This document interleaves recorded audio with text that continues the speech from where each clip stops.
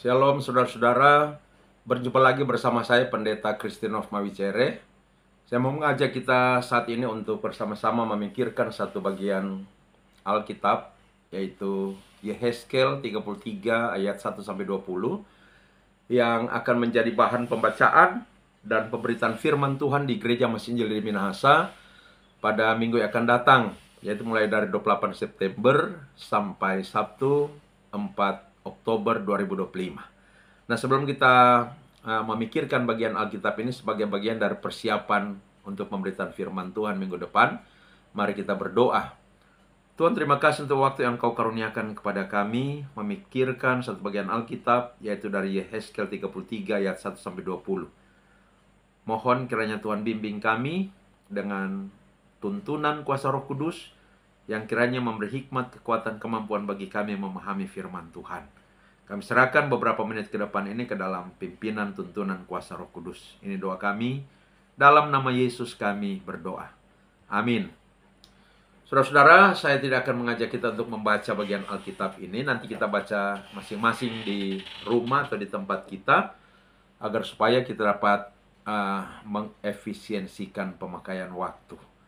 Nah, untuk memahami dan memberitakan teks Yehezkel 33 ayat 1-20 ini, pimpinan gereja kita mengarahkan untuk kita pikirkan dan kita beritakan Yehezkel 33 ayat 1-20 ini dalam bingkai tema orang bertobat dengan melakukan keadilan dan kebenaran pasti hidup. Nah, saudara-saudara, Yehezkel ditunjuk oleh Tuhan untuk menjadi penjaga. Apa itu penjaga? Di Israel pada zaman itu, dalam konteks pertahanan dan keamanan, ya katakanlah dalam konteks militer, ada orang-orang yang ditugaskan sebagai penjaga. Nah, mereka ditempatkan di menara-menara penjagaan, atau yang juga disebut menara pengintaian. Dan menara-menara itu dibangun di tembok pertahanan kota. Jadi seperti kota Yerusalem misalnya, dikelilingi dengan tembok pertahanan. Dan di beberapa bagian sisi dari tembok itu dibangun menara-menara pengintaian atau menara-menara penjagaan. Nah, di menara-menara itu ditempatkan para penjaga. Ada orang-orang yang secara bergantian akan melakukan tugas penjagaan. Tugas dari para penjaga ini adalah berdiri dan berjaga-jaga di puncak menara yang tinggi itu. Dari puncak menara yang tinggi itu, tentu mereka dapat mengamat-amati kondisi di luar kota sampai pada jarak yang cukup jauh. Kalau ada pergerakan musuh, tentu mereka akan dapat melihatnya.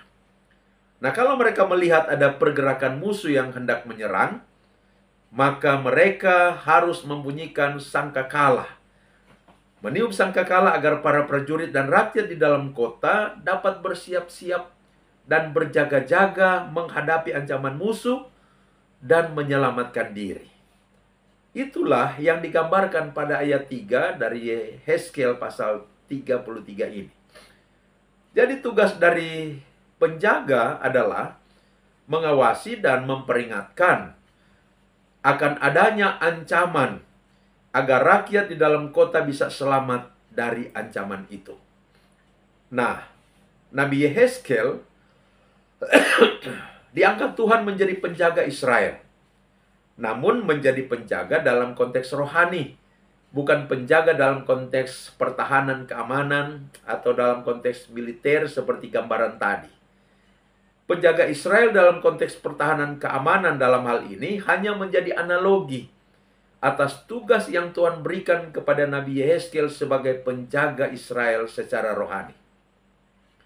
Sebagai penjaga, Yehezkel bertugas menyampaikan peringatan dari Tuhan kepada umat Israel agar supaya mereka bertobat dari dosa-dosanya dan kembali ke jalan Tuhan. Nah, sehubungan dengan tugas Yehezkel ini, ada beberapa implikasi. Yang pertama, kalau peringatan dari Tuhan itu disampaikan, lalu orang yang diperingatkan itu tidak bertobat, orang itu akan binasa karena dosanya, Dan itu tanggung jawabnya sendiri.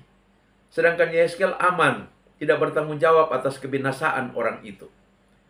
Yang kedua, kalau peringatan dari Tuhan tidak disampaikan Yehezkiel kepada orang-orang itu, lalu orang-orang itu terus hidup dalam dosa, maka orang-orang itu akan binasa di dalam dosanya.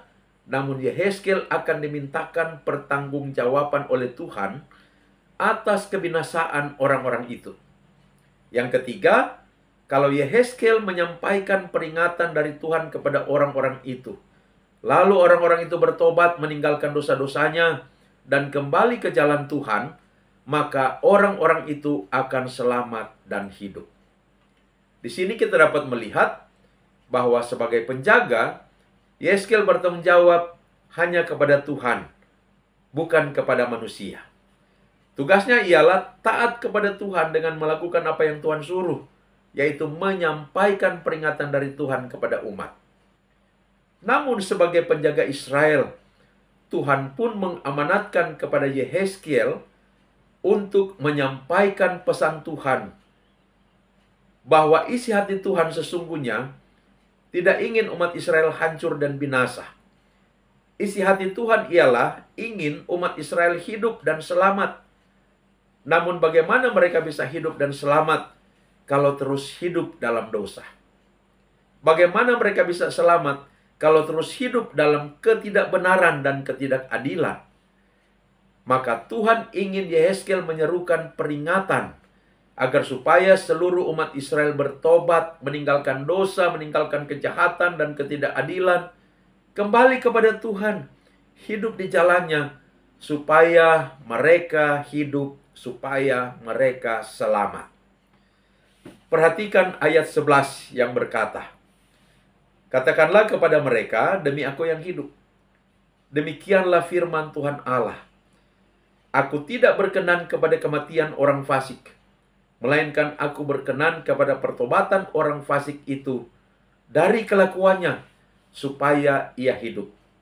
Bertobatlah, bertobatlah dari hidupmu yang jahat itu. Aku tidak berkenan kepada kematian orang fasik, melainkan Aku berkenan kepada pertobatan orang fasik itu dari kelakuannya, supaya ia hidup. Saudara-saudara, bukankah ini sebuah ungkapan yang luar biasa? 32 pasal sebelumnya dari kitab Yehezkiel ini berisi berita penghukuman dari Tuhan. Lalu mulai pasal 33 sampai pasal terakhir, yaitu pasal 39, berisi berita tentang harapan akan keselamatan. Maka inti berita dari pasal 33 ini adalah adanya harapan akan keselamatan. Berita tentang harapan akan keselamatan. Bahwa meskipun orang Israel ini tidak pantas mendapatkan pengampunan dari Tuhan, namun Tuhan berkata, Aku mengasihi mereka. Meskipun mereka telah begitu memberontak kepada Tuhan, hati Tuhan disakiti, mereka selayaknya dihukum. Namun Tuhan tidak ingin mereka hancur dan binasa. Tuhan ingin mereka bertobat kembali ke jalan Tuhan, supaya mereka hidup dan selamat. Masih ada harapan. Saudara-saudara, semua manusia telah berdosa, dan karena itu semua manusia pasti binasa dalam penghukuman kekal. Tetapi Allah sebenarnya tidak menyediakan penghukuman kekal yang kita sebut sebagai neraka itu untuk manusia. Perhatikan yang dikatakan Matius 25 ayat 41, bagian dari pembacaan kita minggu yang lalu. Matius 25 ayat 41 berkata, dan ia akan berkata juga kepada mereka yang di sebelah kirinya, enyahlah dari hadapanku, hai kamu orang-orang terkutuk. Enyahlah ke dalam api yang kekal, yang telah sedia untuk iblis dan malaikat-malaikatnya. Neraka sebagai tempat siksaan kekal disediakan untuk siapa? Yaitu untuk iblis dan malaikat-malaikatnya. Tetapi persoalannya, banyak manusia yang suka mengikuti iblis, sehingga akan mengikuti iblis sampai ke tempat penghukuman kekal itu. Saudara-saudara, hati Allah ialah ingin semua manusia berdosa itu selamat dan hidup kekal bersama Dia di sorga. Mengapa? Karena Dia mengasihi manusia. Maka apa kemudian yang Allah lakukan oleh karena keinginannya untuk menyelamatkan manusia berdosa?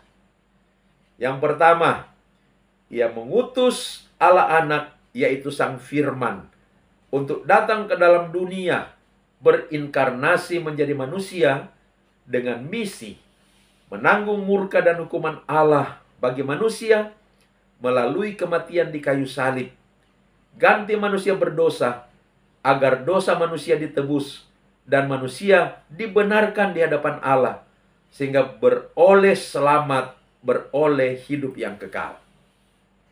Yang kedua, Allah mengutus Roh Kudus untuk menimbulkan iman di dalam hati banyak orang, sehingga melalui iman itu manusia dipersatukan dengan Kristus.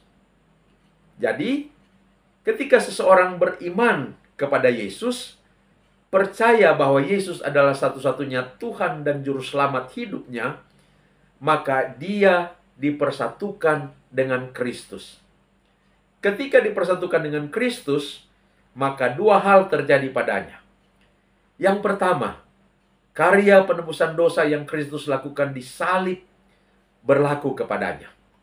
Semua dosanya diperhitungkan kepada Kristus, sehingga Kristus yang menanggung murka dan hukuman Allah melalui penderitaan dan kematian di salib. Kedua, kebenaran Kristus diberlakukan kepadanya, sehingga melalui iman kepada Kristus, Allah melihat seseorang itu benar, layak beroleh selamat dan kehidupan yang kekal di sorga. Dalam doktrin Kristen, ini yang disebut doktrin justification of faith atau pembenaran oleh iman. Tanpa iman, seseorang tidak dipersatukan dengan Kristus. Tanpa bersatu dengan Kristus, maka karya penebusan dosa dan pembenaran yang Kristus lakukan tidak berlaku kepadanya. Yang ketiga, setelah dibenarkan oleh iman dan beroleh selamat, Roh Kudus akan terus bekerja untuk memimpin orang-orang percaya bertumbuh dalam kekudusan, bertumbuh dalam kebenaran, untuk terus ditransformasikan, diubahkan, untuk terus diperbaharui, untuk memiliki perilaku dan karakter seperti Kristus. Dalam doktrin Kristen, inilah yang disebut sebagai doktrin sanctification atau pengudusan. Saudara-saudara, inilah tiga hal yang dilakukan Allah berkaitan dengan keselamatan manusia. Lalu, apa yang kita manusia lakukan untuk merespons tindakan Allah yang menyelamatkan kita? Itulah yang dituntut Allah dalam teks bacaan ini, yaitu pertobatan. Saudara-saudara, ada dua jenis pertobatan. Yang pertama yang disebut dengan istilah conversion.